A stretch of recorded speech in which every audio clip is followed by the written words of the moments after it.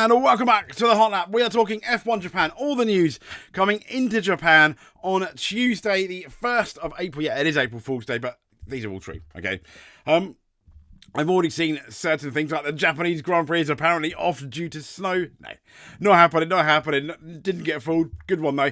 Anyway, moving on. We have Yuki Tsunoda news. We've got Jack Doohan news. He's out for FP1. Not out of Alpine yet. Hoping that doesn't happen, but he's out for FP1. And also we're going to be looking at the new liveries of the Haas team and the Red Bull team. Stay tuned.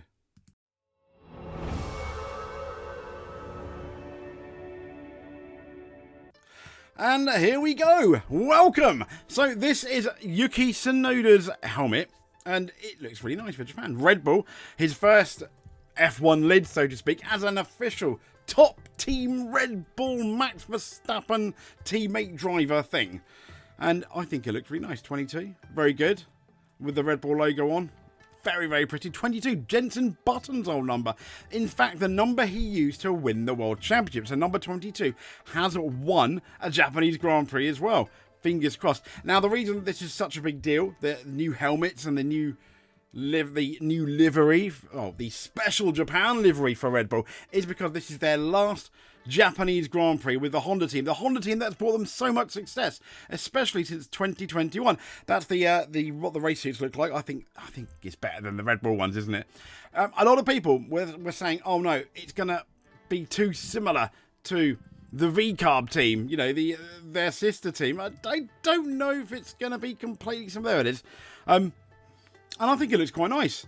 It's not V-Carb nice, but it's white and red, very Japan. Obviously, that with the number 1 logo from Max Verstappen, imitating the red dot on the Japanese flag. I think it does look very tasty.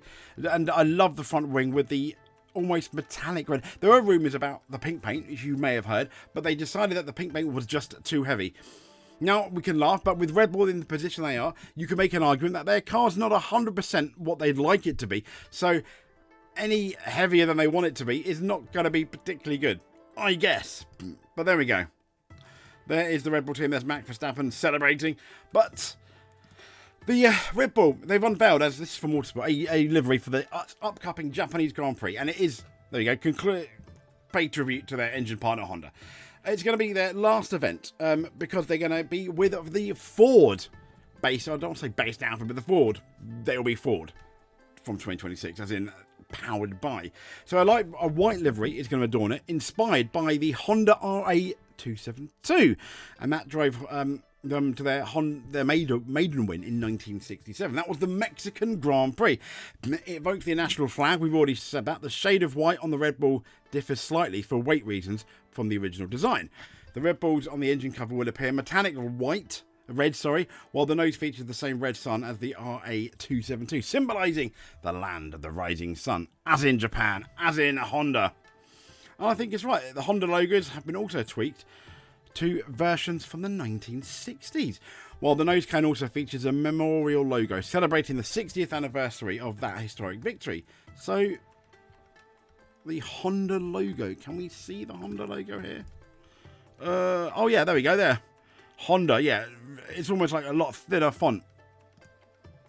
Is there a Honda logo there? No. The Honda logo is a lot thinner font. There's the Honda logo there, but the Honda logo on the side, that much thinner font. And this is Max Verstappen's lid for the Japanese Grand Prix, white and red again, a la the flag, and then cherry blossoms again. Cherry blossoms all round. It seems to be the theme of the day. This is the Haas livery, which I think is quite nice.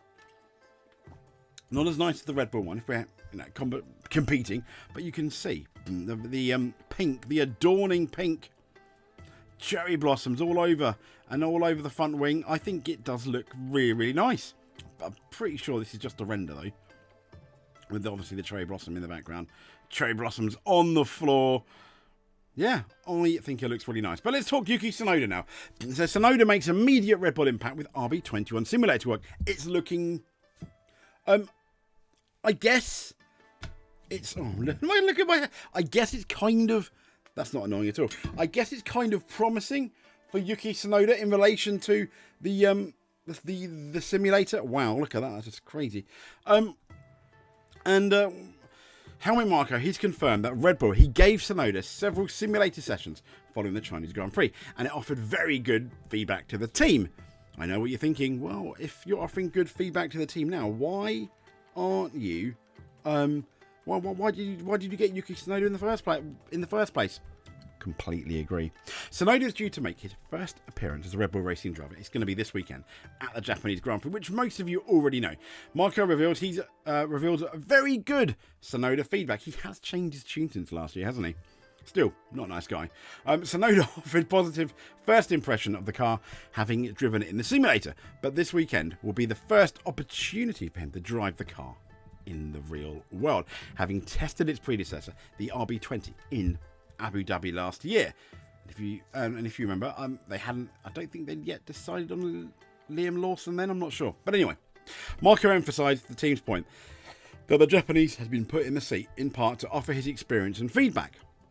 Because apparently, I guess 2 is better than 1 in terms of Verstappen. But on top of the results, he's offered racing bulls in recent seasons. Marko praised the new Red Bull driver for his very solid technical feedback. This all screams of why didn't you have Tsunoda in the first place? Marko told Motorsport.com once again, Yuki is in his 5th year and experience in such difficult conditions is an enormous factor. So why didn't you hire him in the first place? You decided to hire Liam Lawson, and it's not Liam Lawson's fault, I think, that he's gone. It's absolutely like 99% Red Bull's fault. It's kind of sad. So moving on, Doohan to miss FP1. He's going to miss the first practice at Suzuka as Hayakawa makes his home debut for Alpine. And this isn't something that normally happens, not much. I know some sources are going to be like, oh no, Doohan's out, this is bad though. All the teams have to run, I think, at least 1 to 2, I think 2 sessions with respective younger drivers to give them a chance, and in FP1. So he's not going to take part in the Japanese Grand Prix. Alpine confirmed that Ryo Hayakawa will take part in the session. They signed the 2 times endurance champion in January as a test and reserve driver. It announced at the time he would participate, obviously, Japan, Suzuka, home race, it would be a home race for him if he was racing. And it's now confirmed it's going to be Doohan making his 4th start for its Alpine team. Yes, remember, he made one in Abu Dhabi. He's going to sit out the session rather than his more experienced teammate. But at some point, Gasly will have to make do and make way again for the FP1 session for somebody. That's kind of how it works. I'll be in the car from free practice 2 as Ryo drives free practice 1, said Doohan in a statement issued by the team. He said he's got a lot of experience here, so it will be good to take some of that knowledge of the weekend. And it's going to be Doohan's first visit to Suzuka so it's not his first ever, since his 2 wins in Asian Formula 3. So he's hopefully quite handy. He said, the circuit is one I particularly love. I have raced there previously in Asian F3, but this will be my first time experiencing it in Formula 1 machinery, which will provide a whole new challenge with its high speed, high risk, high reward nature. Hayakawa said he can't wait for the first experience in an official F1 practice session. He previously drove for McLaren in the first practice session at last year's Abu Dhabi Grand Prix.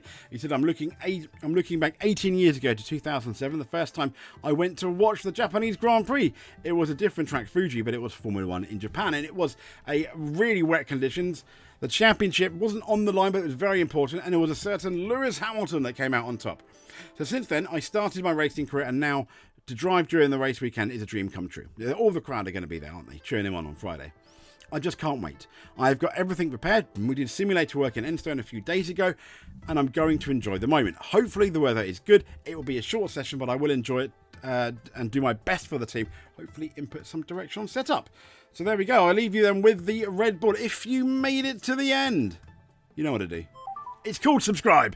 That would be absolutely amazing if you can do. If you are not subscribed, and if you are subscribed, just watching it is enough. Just watching this is more than enough for us. But if you want to do that little bit extra, hit that like button or even comment below. Let us know what you think about the liveries, which is best, the Haas or the Red Bull. And until then, thank you for watching. Speak to you soon. But above all else, stay safe.